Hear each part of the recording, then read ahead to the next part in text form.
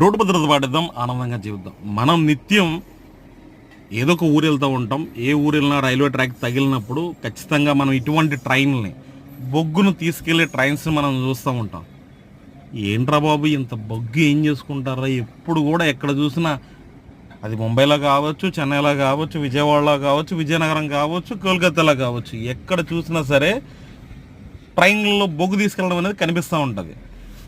ఖచ్చితంగా ఎందుకు ఇంత పెద్ద మొత్తంలో ఎప్పుడు బొగ్గు వెళ్తూ ఉండదనే క్వశ్చన్ కూడా వచ్చే ఉంటుంది.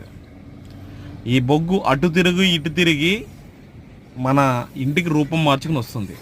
అదేనండి, కరెంట్ రూపంలో వస్తుంది. 64.7% బొగ్గుని కరెంటు ఉపయోగించడానికి మన భారతదేశంలో ఖర్చు చేస్తారు. అంటే 100 టన్నుల బొగ్గు తీస్తే 64% మించిన బొగ్గు మన కరెంటు వాడకానికి ఉపయోగిస్తారు అన్నమాట.